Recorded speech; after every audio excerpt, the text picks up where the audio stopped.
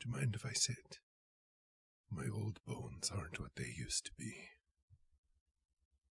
I overheard your group talking earlier. You'll be setting sail for the Isle of Bones tomorrow. Well, of course, the Aalveir family doesn't appreciate the name, but what else are you going to call an island that is nothing but a graveyard for one of the richest families in New England? Well, you've been warned, of course, about the disappearances. Well, pour a drink from your bottle, and I'll tell you a tale that might save your life. Well, I'm afraid it's not all the same to me. See, I have a promise to keep, one that involves you. No, you don't know me. But I sailed with your friend, Murtaugh, 2 years ago, to the very same Isle of Bones, and I alone know what really happened that night. Now, I'm not here to ruffle your feathers, and I'm sure Murtaugh would appreciate your willing to fight an old man for his memory, but only one soul knew him better than you, and that was me. You gave him this.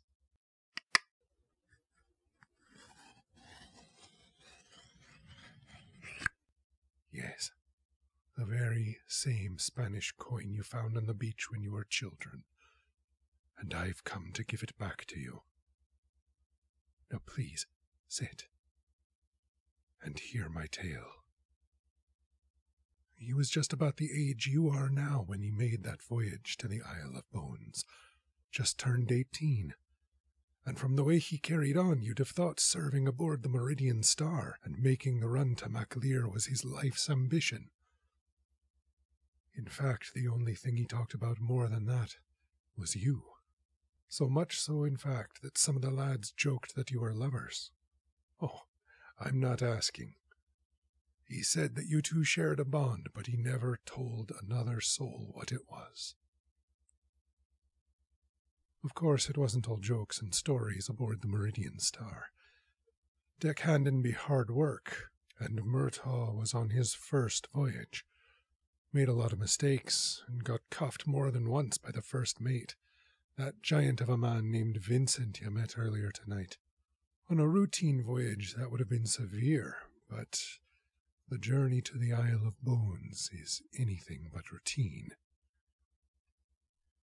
The island has never been mapped, you see, and only Vincent and the captain know how to get there. They're very strict about changing shifts, and none are allowed on deck outside of their shift, lest they learn the way themselves. The shifts are kept apart as well, so they cannot share information. And why do you think that is? Exactly. A family like Aalveir goes to the trouble of building a mausoleum on an uncharted island in treacherous waters, never using the same crew twice and always paying the crew that does return 2 years' worth in wages, all for a 2-week voyage to take the remains of those in the family that died that year out to the island, along with their effects. Who could not imagine what riches lay in those tombs ripe for plundering? The Murtaugh loved adventure, as you know. He said that was one of the many things you had in common.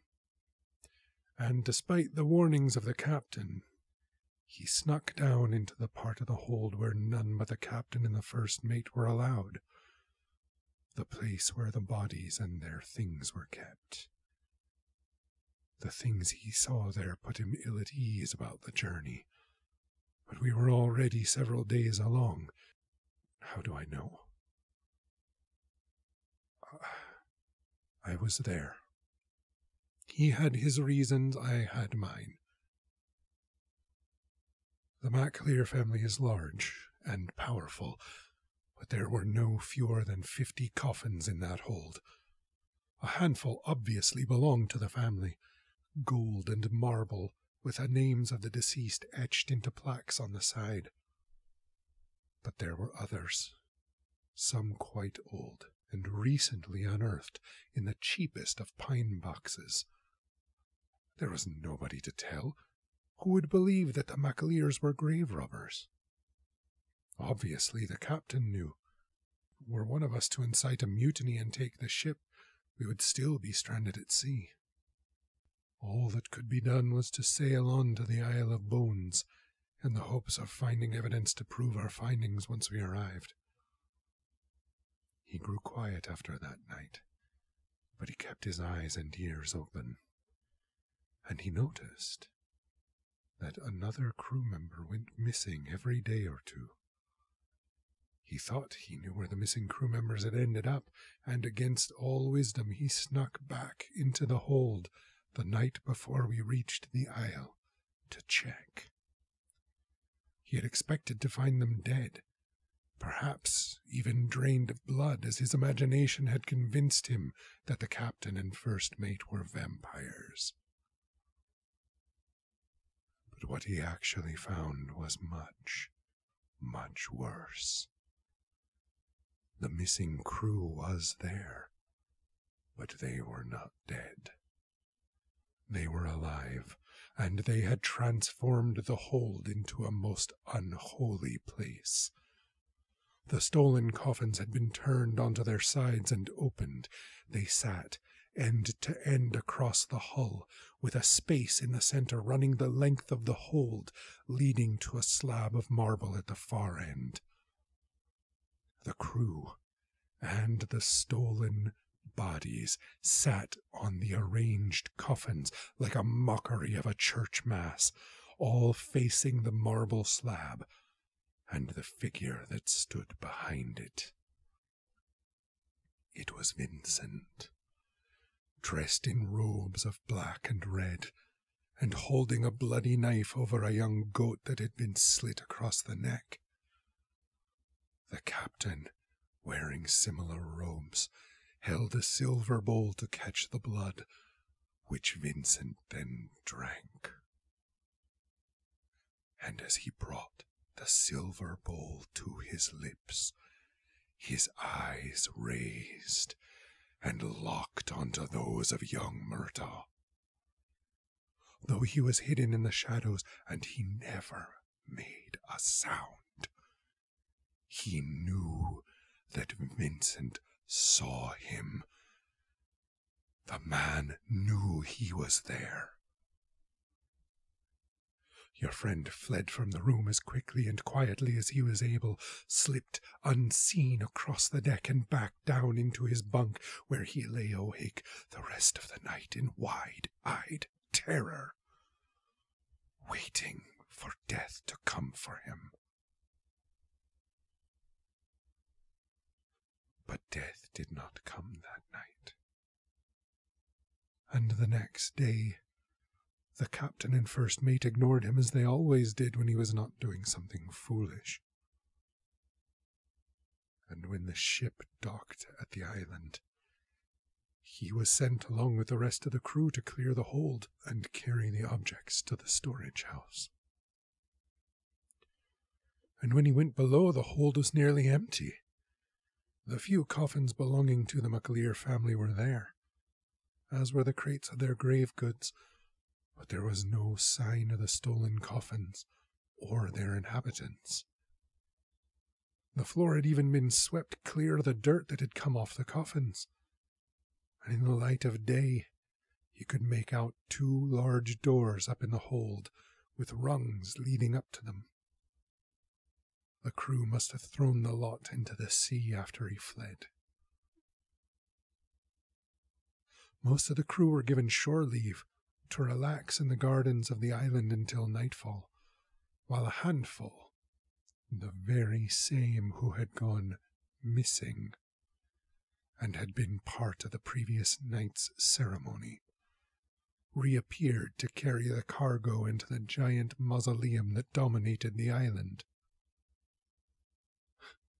I can read by your expression that you're asking the same questions young Murtaugh was asking that day. And not being one to leave well enough alone, as the rest of the crew ate fruit and salt pork in the shade of the gardens, he snuck into the mausoleum to see where they were taking the cargo. The upper tomb looked like any other, although larger, but Vincent pulled one of the sconces on the wall, and the stone altar in the far end of the chamber moved. It sank down into the ground and then slid sideways with a loud grinding of stone on stone. They left the coffins and carried down the 2 crates into the secret passage below. Again, I say, a wise man would have left, but you know that while Murtaugh had his qualities, wisdom was not among them.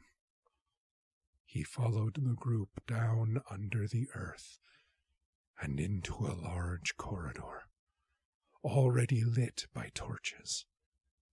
He stayed well behind them, but continued to follow. They entered another chamber, this one so large as to dwarf the tomb above and etched with unholy symbols. Yet another altar stood at the far end of this chamber, but this one was black marble, decorated with a red paint that seemed to glow in the darkness.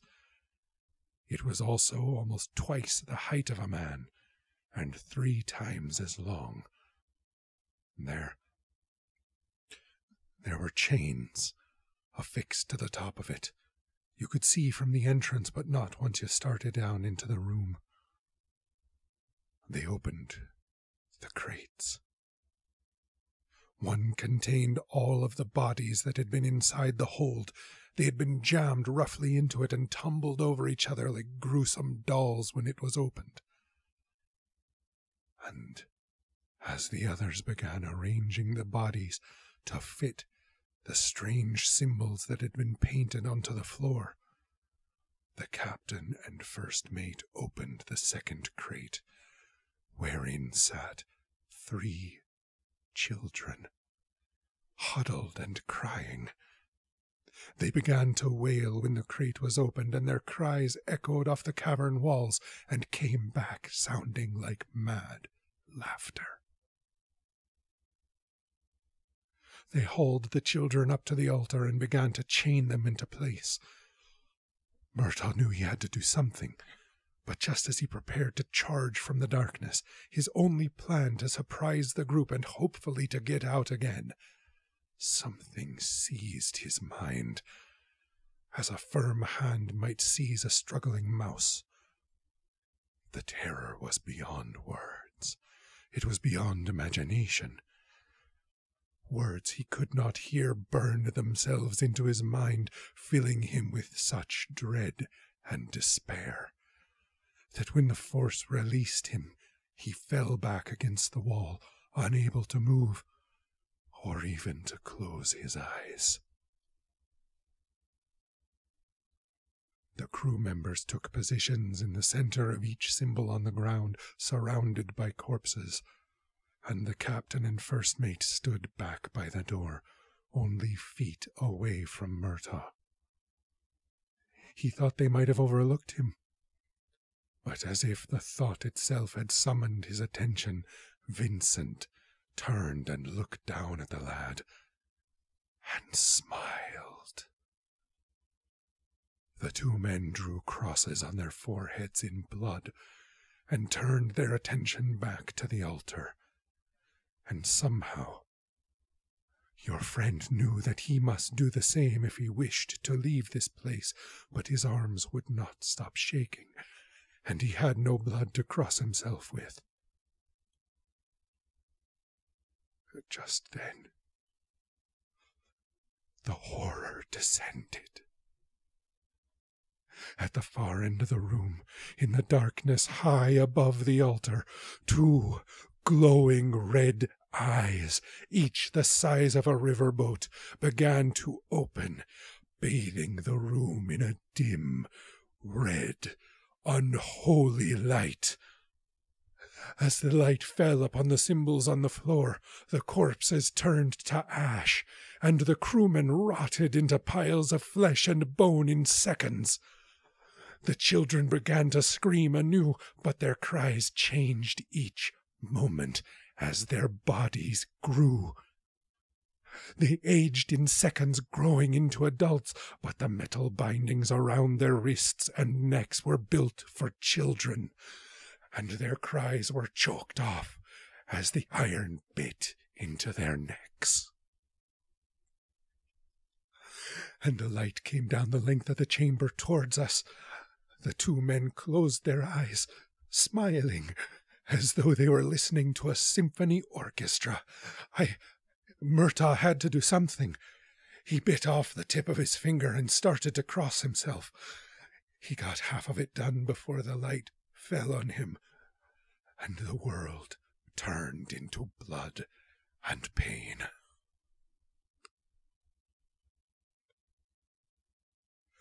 He awoke in the darkness, stiff and sore, praying that it was all a dream, but the tendrils of the mind that held him, that evil, alien thing, were still there in the room.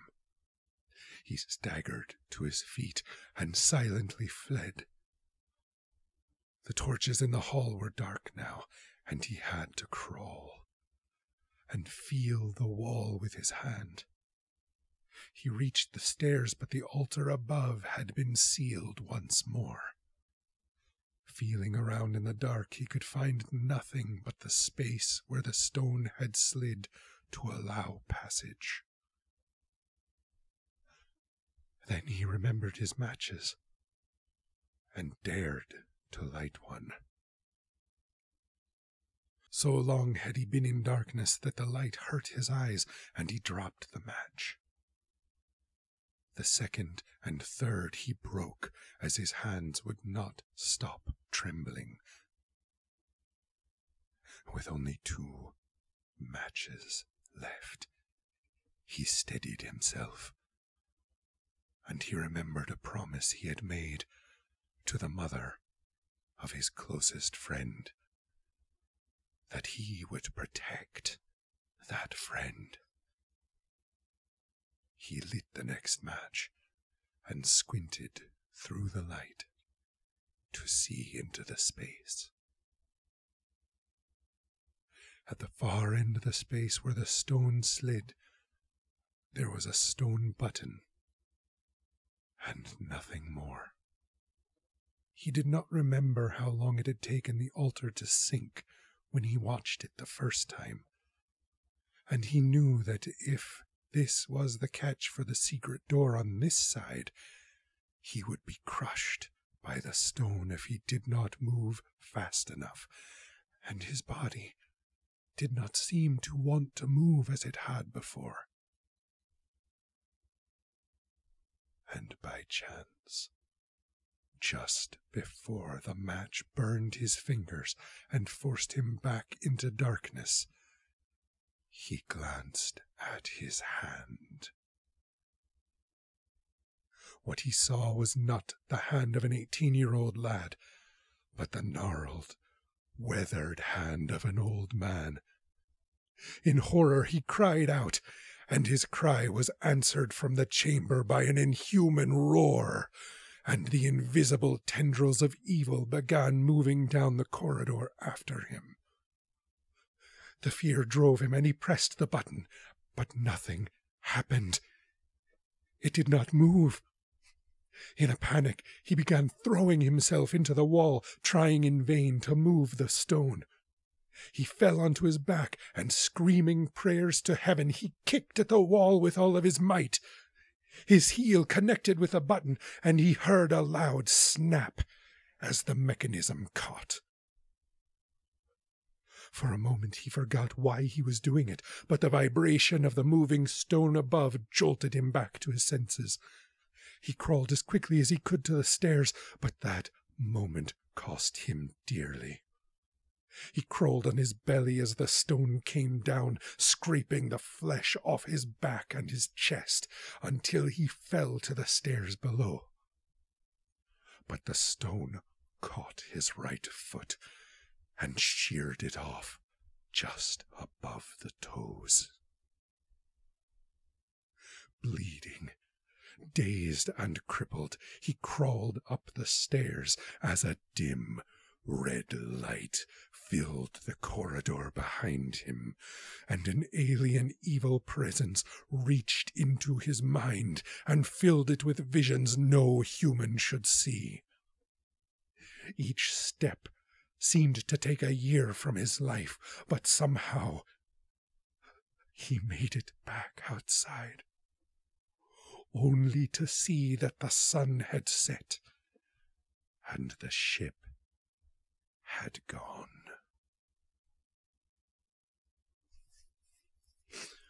No, he did not die on that island, or how could I be telling you this story? The stone that crushed his foot pinched the leather down over the wound, preventing him from bleeding out. He found a large barrel of water in the dock shed, drank as much as he could hold, emptied the barrel, climbed inside it, and rolled himself off the dock as the tide went out. He drifted for almost a week, nearly dying from thirst, hunger, his infected injury, and the nightmares that the devil of Aalveir put into his head. He washed ashore in Greenland, and was taken in by the village that found him. Over the next year they cared for him, but as his body healed, his mind deteriorated. He would scream in his sleep about the glowing eyes and the evil dreams, and the villagers feared the touch of the devil would land on them if he stayed. So when he was able, they gave him a rowboat and some food and water, and sent him on his way. And as he sailed back home, the devil came into his mind again and spoke with him, tormented him, found that which he cared for most, and named it. It was you, his closest friend. And the devil swore it would claim this person, lure them to the Isle of Bones, and devour their soul as retribution for his crime. The crime of seeing the devil and surviving. And now I am here to return your coin to you, and to warn you away from the Isle of Bones. Don't go, my friend. Do not board the Meridian Star tomorrow. The fee Vincent offered you is undoubtedly a king's ransom, but he means to deliver you to his master. No, you must believe me. You swore you would always trust me. Yes, it is I. I am Murtaugh, your friend. The old man that stands before you is me. This is the doing of the devil of Aalveir. I know I sound mad. I am mad. But you mustn't go. I promise to keep you safe. No, don't go. Don't go. Do not sail to the Isle of Bones.